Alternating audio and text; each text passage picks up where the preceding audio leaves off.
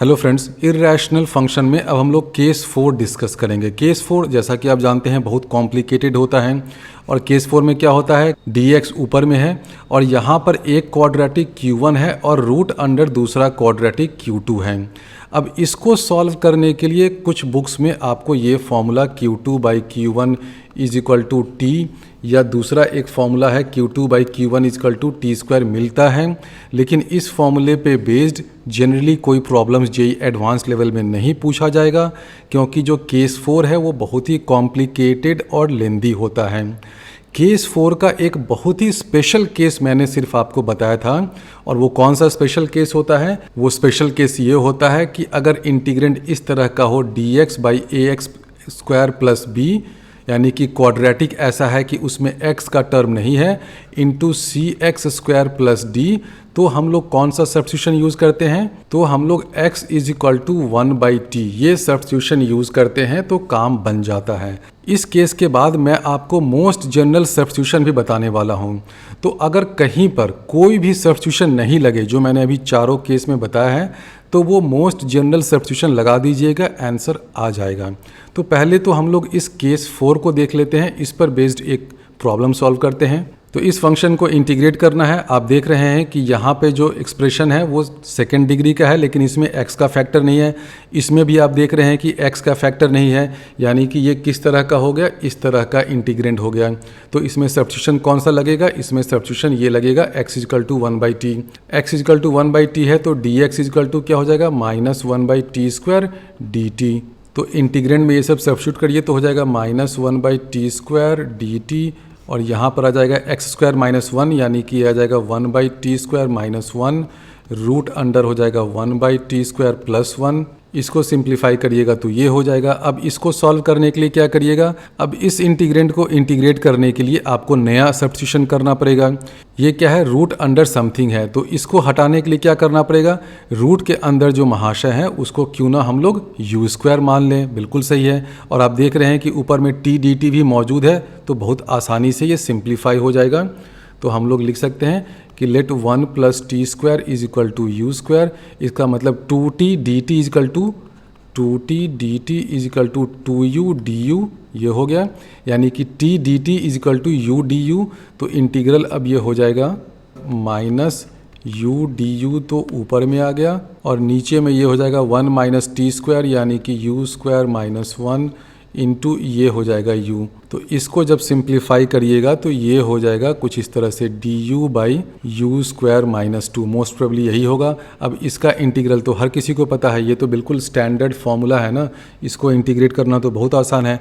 तो इसको इंटीग्रेट करिएगा तो आंसर हो जाएगा 1/2√2 ln u - √2 divided by u + √2, और u क्या है, रूट अंडर 1 + t², तो ये हो जाएगा root under 1 + t² minus √2 divided by 1 + t², root under तो रहेगा ही, प्लस √2, और t क्या है, t हमने लिया था x इजकल टू 1/t, तो t इजकल टू 1/x हो जाएगा। तो ये फाइनल आंसर है। तो ये जो केस 4 का एक स्पेशल केस है ना, उसमें आपको बस यही ध्यान में रखना है कि सिंपल सा सब्स्टिट्यूशन करना होता है, x is equal to 1/t, वो करिएगा तो खटाखट आपको कुछ कुछ मिलता जाएगा। उसमें आपको एक बार और सब्स्टिट्यूशन करने की ज़रूरत पड़ सकती है इस रूट साइन को हटाने के लिए, तो फाइनली आप इस तरह के सिंपल इंटीग्रेंड पे पहुंच जाएंगे। तो अभी तो हमने इर्रेशनल फंक्शंस के 4 टाइप्स देखे, चारों के लिए कुछ कुछ सब्स्टिट्यूशन देखा। अब मैं जो सब्स्टिट्यूशन बताने वाला हूँ वो मोस्ट जनरल सब्स्टिट्यूशन है। उस सब्स्टिट्यूशन से आप उन चारों केसेस को सॉल्व कर सकते हैं जिनके लिए हमने अभी अलग अलग सब्स्टिट्यूशन बताया। तो आप कहेंगे कि आप यही वाला सब्स्टिट्यूशन जो अभी बताने जा रहे हैं क्यों नहीं बता देते थे, वो इसलिए कि अभी जो मैं सब्स्टिट्यूशन बता रहा हूँ उसका यूज़ करने से क्वेश्चन थोड़ा सा लेंदी हो जाता है, कॉम्प्लिकेटेड हो जाता है।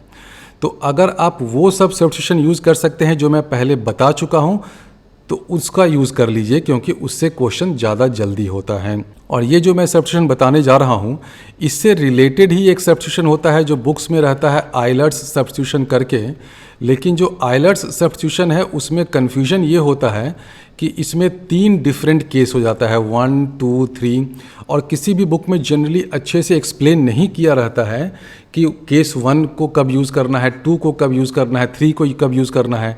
और इस तरह से आप तीनों चीज़ को रट के तो नहीं जाएंगे ना, और रैंडमली एग्ज़ाम में लगाएंगे नहीं कि अच्छा केस 1 लगाते हैं तो केस 2 लगाते हैं तो केस 3 लगा दें। रैंडमली तो करने का उतना टाइम ही नहीं होता है। तो अभी जो मैं बताने वाला हूँ वो एग्जैक्टली आइलर्स सब्स्टिट्यूशन तो नहीं है, उससे मिलता जुलता है, लेकिन इससे ज़्यादा सिस्टमेटिक, ज़्यादा लॉजिकल है।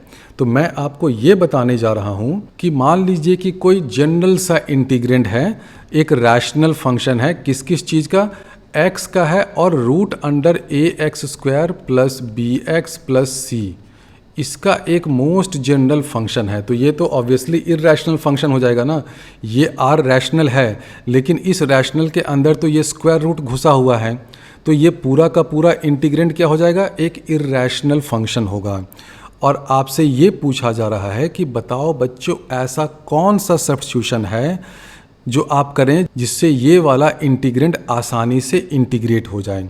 तो अभी मैं आपको इसका 2 केस बताने जा रहा हूँ, उससे हर तरह का क्वेश्चन सॉल्व हो जाता है। अभी जो मैंने आपको केस 1, केस 2, केस 3 अलग से बताया ना कि ऐसा देखो कि dx/L रूट Q है, या एक केस में होता था dx/L1 रूट L2, उन सब के लिए अलग अलग सब्स्टिट्यूशन बताया था। केस 1 और केस 2 के लिए सेम था।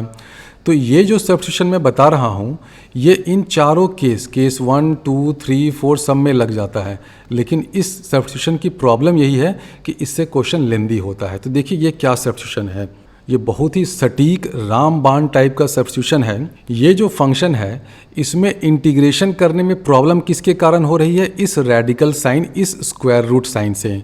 तो हम लोग सारा ध्यान इसी स्क्वायर रूट और स्क्वायर रूट के अंदर जो क्वाड्रेटिक महाशय है उस पर लगाते हैं। स्क्वायर रूट के अंदर क्वाड्रेटिक है। अब 2 चीज़ें हो सकती हैं, या तो ये क्वाड्रेटिक का जो a है वो पॉजिटिव होगा या नेगेटिव होगा, ऐसा ही होगा ना। क्वाड्रेटिक का भी ये हो सकता है कि 5x² प्लस 6x माइनस 4 ऐसा कुछ हो, या कभी हो सकता है कि ये x² का कोएफिशिएंट नेगेटिव हो, -7x² माइनस 6x प्लस 12 कुछ इस तरह का हो। तो 2 ही केस हो सकता है कि ये वाला a पॉजिटिव हो या नेगेटिव हो। अगर a पॉजिटिव है तो आप क्या कर सकते हैं, इस a को बाहर निकाल लीजिए, तो आपको इंटीग्रेंड कुछ ऐसा मिल जाएगा, x² plus hx plus k बिल्कुल मिल सकता है, कोई दिक्कत नहीं है, मिल जाएगा ना। अगर a पॉजिटिव है तो आप रूट a को पूरे से बाहर निकालिए, तो अंदर में क्या बचेगा, x² बचेगा, प्लस ये जो b/a है h हो जाएगा, कुछ इस तरह का हो जाएगा। यानी कि बेसिकली एक केस ये बना जब a पॉजिटिव है तो root under x² plus hx plus k इस तरह का टर्म होगा। दूसरा केस ये बन सकता है कि ये जो a है नेगेटिव है, तो आप क्या निकालिएगा, मान लीजिए कि इस तरह का कुछ है, root -5x² plus 7x plus 6 है, तो आप रूट 5 को बाहर निकालिएगा कांस्टेंट मानते हुए इंटीग्रेशन से बाहर, तो अंदर में क्या बच जाएगा, -x² माइनस 7/5x कुछ आएगा, यानी कि x² का कोएफिशिएंट नेगेटिव होगा। तो दूसरा केस ये हो सकता है कि ये -x² plus px plus q हो जाए। यही 2 केस हो सकता है, इन दोनों केस के अलावा और कोई तीसरा केस नहीं हो सकता है। तो अगर इंटीग्रेंड में ये root under ax² plus bx plus c है तो सिर्फ और सिर्फ 2 केस बनेंगे depending upon coefficient of a। अगर a पॉजिटिव है तो ऐसा होगा x² प्लस दिस, अगर a नेगेटिव है तो ऐसा होगा -x² प्लस दिस, ये होगा। अब दोनों केस में आपको अलग अलग सब्स्टिट्यूशन करना है, तो सिर्फ 2 केस आपको याद रखना होगा, सिर्फ 2 केस आपको समझना होगा। उन 2 केसेस के सहारे आप हर तरह का इंटीग्रेंड जो इस फॉर्म का हो, जो root under ax² plus bx plus c के टर्म्स में लिखा गया हो, उसको आप सॉल्व कर सकते हैं।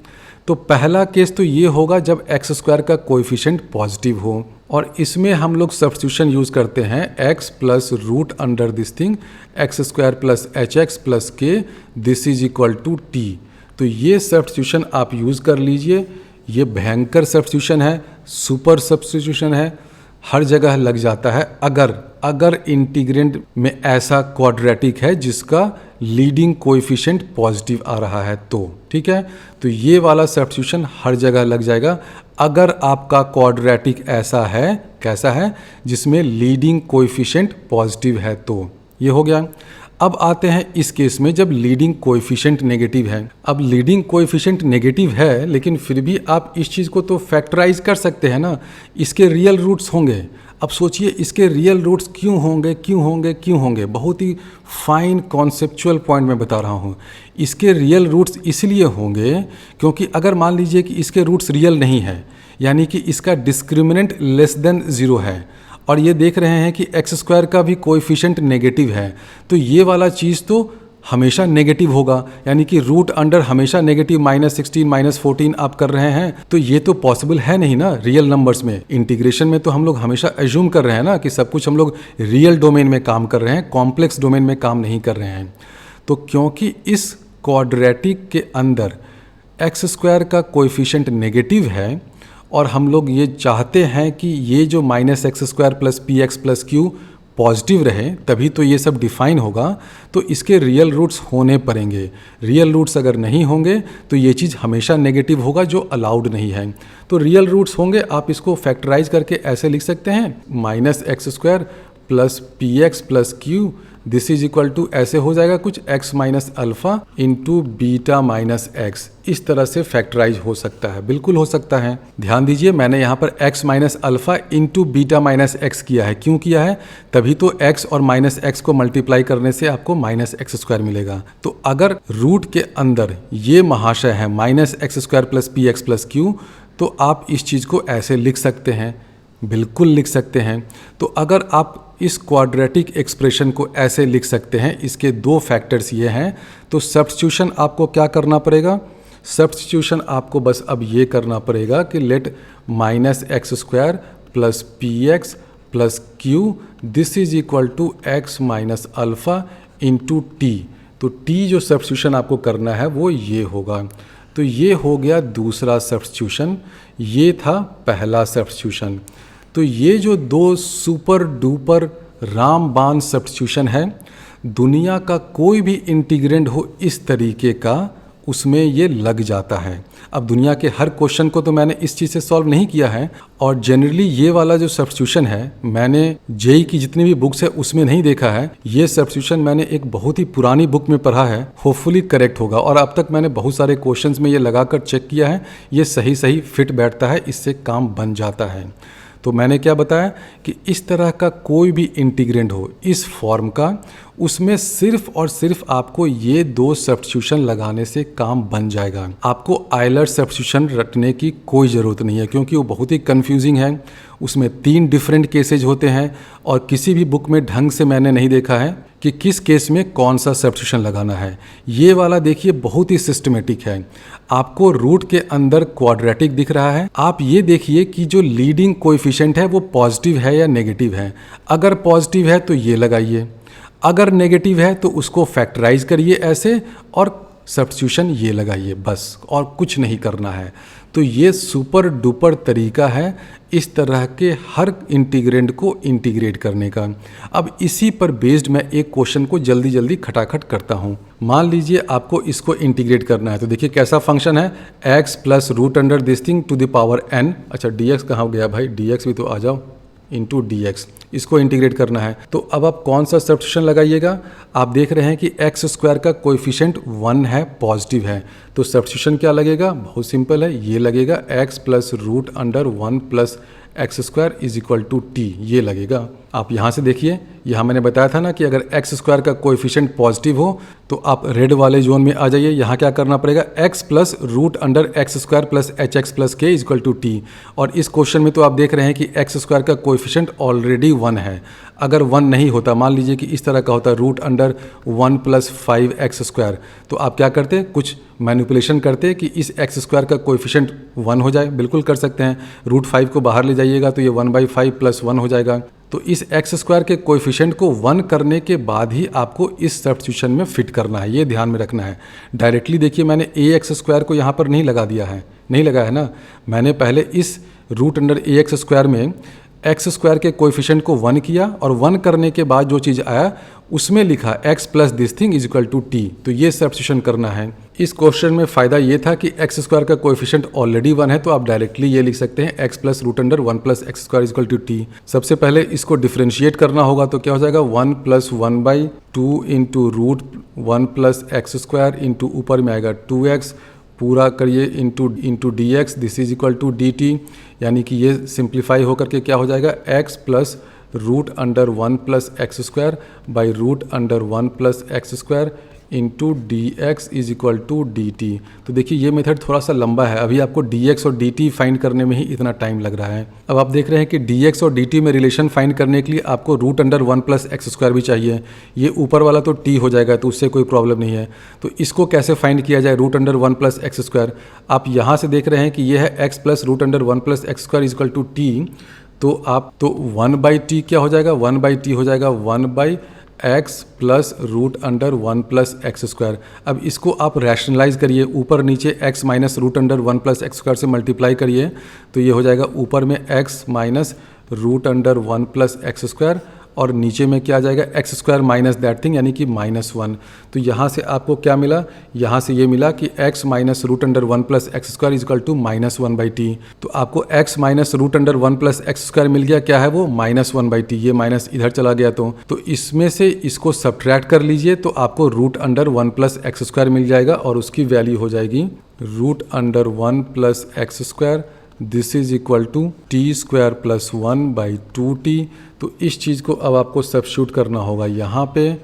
तो इसको जब यहाँ पे सब्स्टिट्यूट करिएगा तो आपको dx और dt में रिलेशन मिल जाएगा। तो ये सब सिंप्लीफाई करने के बाद मिल जाएगा dx is equal to T square plus 1/2t square into D T. अब आप ये सब कर लीजिएगा, मोस्ट प्रोबेबली यही आएगा। तो इंटीग्रेंट क्या हो जाएगा t to the power n into D X क्या हो जाएगा T square plus 1/2t square into D T. 1/2 तो बाहर निकल गया, तो उसको पहले बाहर निकाल देते हैं। 1/2 भाई तुम बाहर चले जाओ, अंदर में हो जाएगा t to the power n plus t to the power n minus 2 into D T. इसको इंटीग्रेट करना आसान है, तो ये हो जाएगा half into T to the power n plus 1/n plus 1 प्लस ये हो जाएगा t to the power n minus 1/n minus 1 where t is equal to this thing. तो ये क्वेश्चन सॉल्व हो गया। तो ये क्वेश्चन बहुत ही लेंदी है, आपको dx और dt में रिलेशन यही फाइंड करने में टाइम लग जाता है। तो मैंने बोला था ना, इस सब्स्टिट्यूशन के माध्यम से, इस सब्स्टिट्यूशन के थ्रू जो क्वेश्चन सॉल्व होते हैं वो जनरली लेंदी हो जाते हैं। इसलिए हम लोग जनरली ये वाला सब्स्टिट्यूशन यूज़ तभी करते हैं जब बाकी सारे मेथड्स फेल हो जाएं।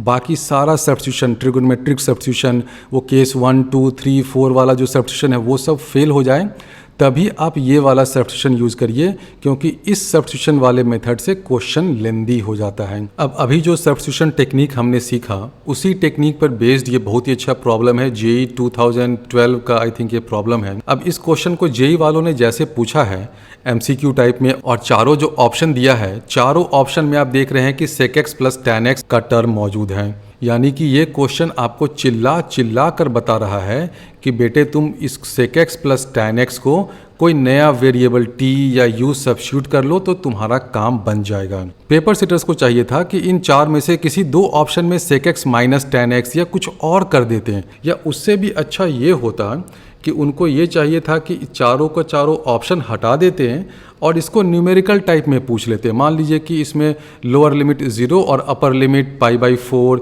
या π/3 कुछ दे देते हैं और इसको न्यूमेरिकल टाइप में पूछ लेते हैं, या चार ऑप्शन भी रहता है तो उस केस में 4 नंबर्स होते हैं। तो उस केस में बच्चों को ये सोचना पड़ता, थोड़ा सा दिमाग लगाना पड़ता कि हम लोग substitution sec x plus tan x is equal to u अगर लें तो क्यों लें, ये अचानक से स्ट्राइक नहीं करेगा। तो अगर इस क्वेश्चन को न्यूमेरिकल टाइप में या विदाउट एनी ऑप्शन दे देता, मान लीजिए कि ये सब्जेक्टिव टाइप क्वेश्चन होता कि इसको अब इंटीग्रेट करूं, तब इस क्वेश्चन को कैसे हम लोग टैकल करते हैं वही मैं आपको बताने जा रहा हूं। अभी जो हमने थियरी पढ़ी है ना कि अगर कोई इंटीग्रेंड है जिसमें एक रैशनल फंक्शन है और अंदर में x है plus root under ax square plus bx plus c अगर हो जाए, तो मैंने क्या बताया कि सिर्फ और सिर्फ 2 तरह के सब्स्टिट्यूशन होते हैं जिनसे आप इस तरह के क्वेश्चन को सॉल्व कर सकते हैं। आप ये देखिए कि क्वेश्चन में tan x दे रखा है और ऊपर में sec स्क्वायर x dx है। तो जैसे ही आपको tan x दिखा तो आपका दिमाग खटकना चाहिए कि अरे tan x भी है और ऊपर में sec स्क्वायर x dx, यानी कि अगर tan x को मैं t लूँ, t is equal to tan x, तो ऊपर में मुझे dt भी मिला हुआ है, dt is equal to sec square x d x. तो इंटीग्रल को मैं ऐसे लिख सकता हूँ dt divided by sec x plus tan x. अब t अगर टैन एक्स है तो सेक एक्स क्या हो जाएगा, सबको पता है कि sec square x is equal to 1 plus tan square x, यानी कि सेक एक्स हो जाएगा root under 1 plus t square, यानी कि इंटीग्रेंट क्या हो जाएगा dt divided by tan x यानी कि t प्लस सेक एक्स क्या हो जाएगा root under 1 plus t square to the power 9/2। तो अब देखिए ये जो इंटीग्रेंट है किस फॉर्म में आ गया। अभी जो मैं आपको चिल्ला कर इतनी देर से बता रहा था ना, इस तरह का इंटीग्रेंट होता है rational function x into a x square plus b x plus c. और इस तरह के इंटीग्रेंट को कैसे सॉल्व करते हैं मैंने ये भी बताया था कि आप पहले ये देखिए कि एक्स स्क्वायर का कोएफिशिएंट पॉजिटिव है या नेगेटिव। पॉजिटिव है तो हम लोग क्या सब्स्टिट्यूशन लेते हैं, सीधे ये करते हैं x प्लस रूट अंडर यहाँ पर कर देते हैं x square plus h x plus k, this is equal to some another variable t या u, इस केस में u कर देते हैं क्योंकि t ऑलरेडी यहाँ यूज हो गया है। तो ये वाला करते हैं ना अभी जो मेथड हमने बताया। और मज़े की बात यह है कि इसमें टी स्क्वायर का कोएफिशिएंट जो लीडिंग टर्म है, जो हाईएस्ट पावर टर्म है, उसका कोएफिशिएंट ऑलरेडी 1 है, यानी कि आपको ये सब मैनिपुलेशन भी नहीं करना है। अभी हमने थियरी में बताया था ना कि अगर आपको root under a x square plus b x plus c हो तो आप ऐसा मैनिपुलेशन करिए कि इसका कोएफिशिएंट एक्स स्क्वायर का कोएफिशिएंट इसको 1 करिए। तो एक्स स्क्वायर का कोएफिशिएंट 1 करने के बाद जो रूट के अंदर क्वाड्रेटिक आता है that plus x is equal to u करते हैं। अब ये सब यहाँ पर आपको नहीं करना है क्योंकि टी स्क्वायर का कोएफिशिएंट ऑलरेडी 1 हो रखा है। तो अब आप इसमें कौन सा सब्स्टिट्यूशन लगाएंगे, यही वाला सब्स्टिट्यूशन लगाएंगे, x plus root under this thing is equal to u. X की जगह यहाँ पर t है तो ये सब्स्टिट्यूशन जब हम लोग लगाएंगे तो क्या हो जाएगा t plus root under 1 plus t square, this is equal to u. अब t plus root under 1 plus t square क्या है, t है tan x, बिल्कुल सही, plus root under 1 plus t square है सेक एक्स, यानी कि tan x plus sec x is equal to u हो गया। यानी कि आपको सब्स्टिट्यूशन ये लेना था, ठीक है। तो इस क्वेश्चन को सॉल्व करने के लिए ये सब्स्टिट्यूशन लेना होगा। अब इसका सॉल्यूशन आप जितने भी बुक में देखिएगा डायरेक्टली वो बोल देंगे कि हाँ बेटा अच्छा ये क्वेश्चन है tan x plus sec x equal to u, या कुछ नया वेरिएबल सब्स्टिट्यूट कर लो आंसर आ जाएगा। बिल्कुल आ जाएगा, ऐसे करने पे आंसर अभी आ जाएगा।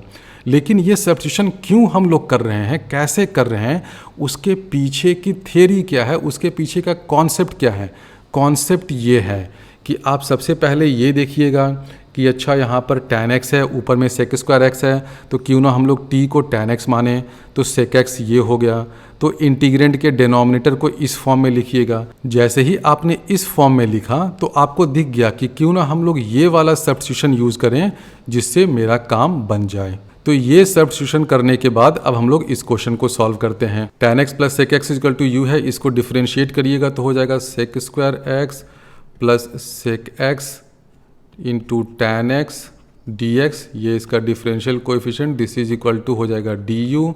अब इसमें से सेक एक्स को कॉमन बाहर निकाल दीजिए तो हो जाएगा सेक एक्स इंटू अंदर में आ जाएगा sec x plus tan x into D x, this is equal to d u. अब sec x plus tan x क्या है यू, तो इसको हम लोग ऐसे लिख दें sec x into D x, this is equal to d u by u, बिल्कुल लिख सकते हैं। अब इंटीग्रेंट में क्या है, इंटीग्रेंट में है sec square x d x, तो इसको हम लोग ऐसे लिख देंगे sec x into D x.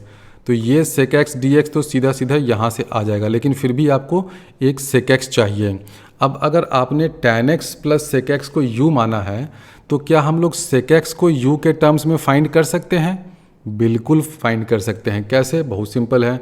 आप जानते हैं कि sec square x minus tan square x क्या होता है, ये होता है 1। तो इसको हम लोग ऐसे लिख सकते हैं कि sec x minus tan x into sec x plus tan x, this is equal to 1। यहाँ तक क्लियर होगा सबको? Sec square x minus tan square x is equal to 1 है, तो sec x minus tan x into u क्योंकि sec x plus tan x u है, this is equal to 1, यानी कि sec x minus tan x is equal to 1 by you. अब आप इन दोनों relation का यूज़ करिए, इसका और इसका। इसमें है sec x plus tan x is equal to u और इसमें है sec x minus tan x is equal to 1 by u. दोनों को ऐड करिएगा तो minus tan x plus tan x cancel हो जाएगा, आपको मिल जाएगा 2 sec x is equal to u plus 1 by u, यानी कि सेक एक्स हो जाएगा half of u plus 1 by u. तो ये लिखने के बाद इंटीग्रेंट क्या हो जाएगा, sec x into sec x d x है ना इंटीग्रेंट, उसका न्यूमरेटर, और नीचे में क्या है u टू द पावर 9/2। तो ये sec x को हम लोग लिख दें half into you plus 1/u और sec x into D X क्या हो जाएगा du/u और नीचे में क्या आ जाएगा u टू द पावर 9/2। अब इसको सिंप्लीफाई करिएगा तो बहुत आसान है, ये हाफ तो बाहर निकल जाएगा।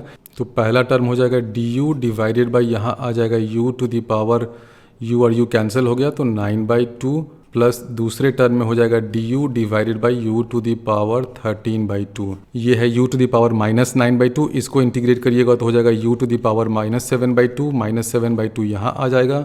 इसको इंटीग्रेट करिएगा तो आपको मिल जाएगा u टू द पावर -11/2, फिर नीचे में -11/2 आ जाएगा। ये 2 और ये 2 सब कैंसिल हो जाएगा, ये सब सिंप्लीफाई कर दीजिएगा। लास्ट में आप u की वैल्यू भी पुट कर दीजिएगा। u क्या है tan x plus sec x। तो इसको जब पुट करिएगा तो जो 4 ऑप्शन दे रखे थे उसमें से जो सी ऑप्शन है वो करेक्ट ऑप्शन है। तो इस क्वेश्चन में मेन स्टेप यही था, इसको रियलाइज़ करना कि tan x plus sec x equal to u। ये सब्स्टिट्यूशन करने के बाद ये क्वेश्चन खटाखट सॉल्व हो जाता है। तो फ्रेंड्स आई होप कि अभी जो हम लोगों ने इर्रेशनल फंक्शंस के इतने सारे केसेज, इतने टाइप्स ऑफ इंटीग्रेंड देखा, वो सभी आपको समझ में आएगा। अगला जो लेक्चर होगा वो भी इर्रेशनल फंक्शंस के इंटीग्रेशन पे ही बेस्ड होगा, लेकिन उसमें जो हम लोग इंटीग्रेंड्स लेंगे वो इस टाइप के होंगे x to the power m into a plus b x to the power n whole to the power p into D x. अब देखने में ये भी बहुत खूंखार लग रहा है। ये वाले जो केसेज हैं बहुत इंपॉर्टेंट होते हैं, जेई मेंस और जेई एडवांस में भी काफ़ी पूछे जाते हैं। और ये इरेशनल क्यों है? क्योंकि ये जो m है, n है, p है, सभी के सभी फ्रैक्शनल पावर्स हो सकते हैं। ये सभी रैशनल नंबर्स हैं, इंटीजर्स हों ज़रूरी नहीं है। तो m, n और p ये सभी के सभी रैशनल नंबर्स हैं, यानी कि p हो सकता है कि 5/6 हो जाए, m हो सकता है कि 4/3 हो जाए। इस टाइप का पावर है, यानी कि ये भी इंटीग्रेंड इर्रेशनल ही है। तो इस तरह के क्वेश्चन को हम लोग अगले लेक्चर में काफ़ी डिटेल में समझेंगे।